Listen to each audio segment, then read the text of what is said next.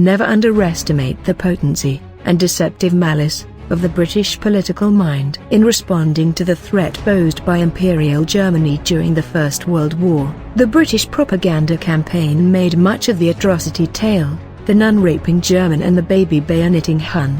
The effectiveness of the campaign was so impressive it sowed doubt amongst a generation about the reliability of war crimes accounts. In its efforts to try to win US support for its cause against Hitler in World War II, the train of British propaganda again operated with a concerted effect, demonizing isolationists and denigrating supporters and members of the America First Committee. The great hope there was that Britain would fight the Germans to the last American. It led to one of the largest covert operations in UK history, conducted under the auspices of an agency known as British Security Coordination. During the course of its operations, BSC subject matter entered the American political bloodstream, aided by the injecting activities of Walter Winchell, Pearson, a radio station, WRUL, and the overseas news agency, ONA. During the Cold War, the black propagandists were again in high demand. In 2021, The Observer revealed that the Information Research Department,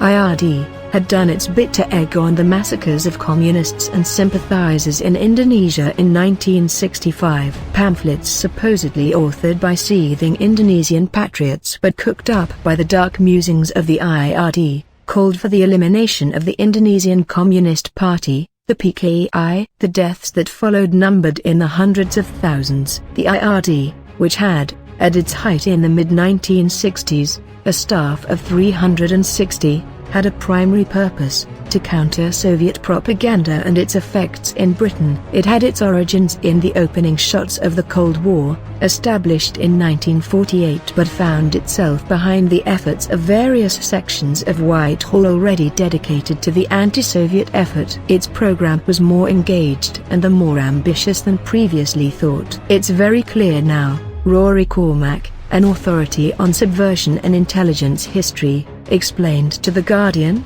that the UK engaged in more black propaganda than historians assume, and these efforts were more systemic, ambitious and offensive. Despite official denials, this went far beyond merely exposing Soviet disinformation.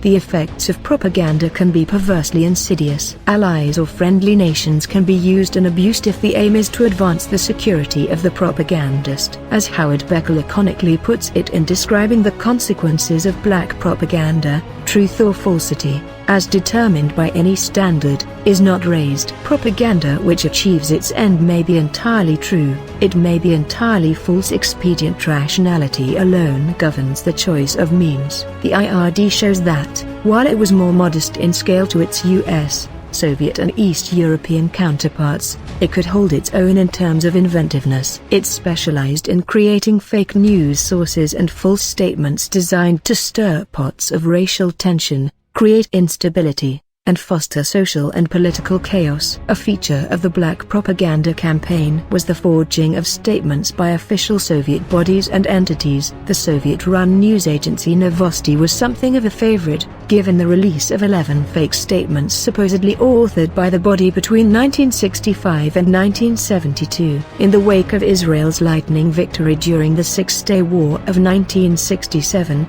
the outfit drafted a number of documents claiming to be authored by disgruntled Muslim organizations sore at defeat and seeking answers. One did not have to look far for the culprit of godless communism. Why is the Arab nation at this time afflicted by so much sorrow and disaster?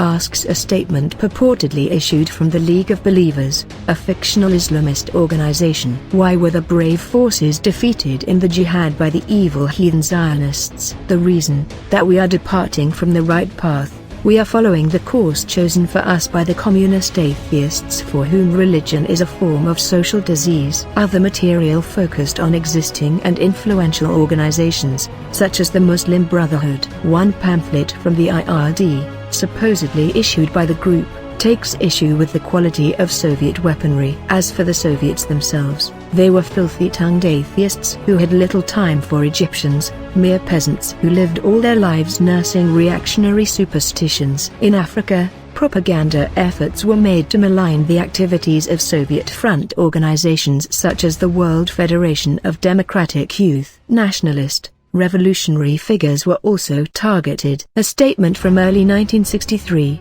forged by the IRD, has the WFDY falsely accusing Africans of being morally feeble, uncivilized, and primitive. The theme is repeated in another forged statement 3 years later, and in a fake release by Novosti noting the poor quality of African students enrolled at an international university in Moscow. These recent revelations do have a certain flavor of told you so obviousness, but serve as reminders that the news, however official, reeks when consulted between the lines. Cormac reminds us that the current UK Foreign Secretary has own government information cell, a distant echo of the IRD. It pays to look behind the merits of the next news bulletin, if only to be disillusioned.